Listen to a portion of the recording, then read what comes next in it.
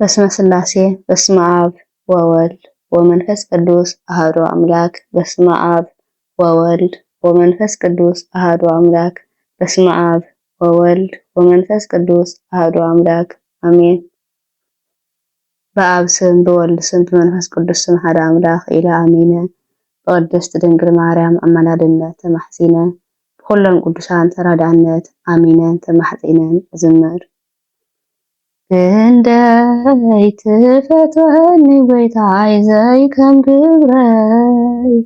ብፍጹም ፍቅርኻ ለዊጥካዮ ታሪኸይ ብመንን እንታይን ክመስግን ንስምካ ቃላት የብለይን መልሲ ውዕለታትካ ክንደይ ትፈትወኒ ጎይታየ ዘይከም ግብረይ ብፍጹም ፍቅርኻ ለዊጥካዮ ታሪኸይ ብመንን እንታይን ከመስግን ንስምካ ቃላት የብለይን መልሲ ውዕለታትካ ከንቱ ነይሩ ናብራይ ካባኻ ርሒቐ ብናይ ሰይጣን መንፈስ ከቶ ተሓኒቐ ብዕብዳን ብስኽራን ጸጋይ ተገፊፈ ግን ብስምካ ኣምሊጠ ከም እያት ተሪፈ ዘይበቅዕ ክነሰይ ኣብ ኢድካ የዕሪፈ ክንደይ ትፈትወኒ ጎይታየ ዘይከም ግብረይ ብፍጹም ፍቅርኻ ለዊጥካዮ ታሪኸይ ብመንን እንታይን ከመስግን ንስምካ ቃላት የብለይን መልሲ ውዕለታትካ ማዕረግ ዝለዓለም ስጋዊ ትምኒታት ተገዚአዮ እንድየ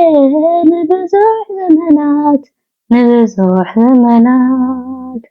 ግን እንታይ ረቢሐ እንትርፎ ንጥፍኣት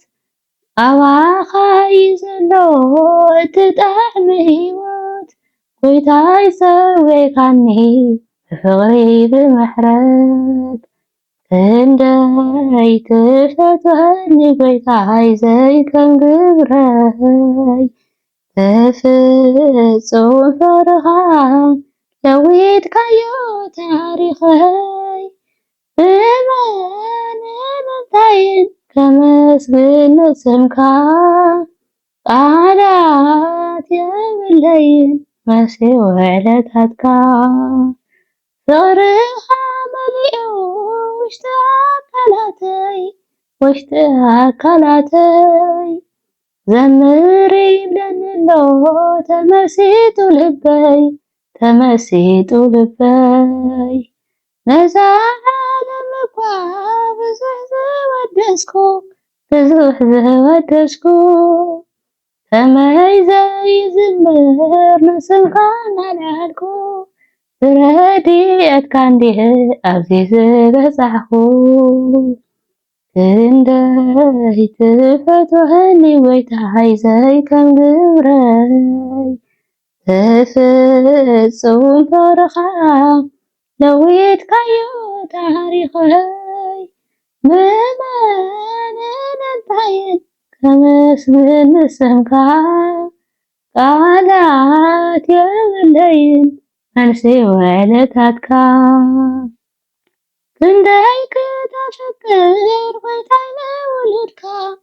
ጎይታየ ንውሉድካ ድኻመይ ሪኢኻ ከቶ ዘይፈንፈንካ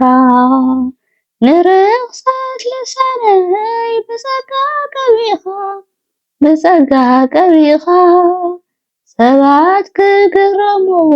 ታሪኸይ ለዊጥካ ንምስጋና ቆይመ ኣብ ቤተ መቕደስካ ክንደይ ትፈትወኒ ጎይታይ ዘይከም ግብረይ ብፍጹም ፍቅርኻ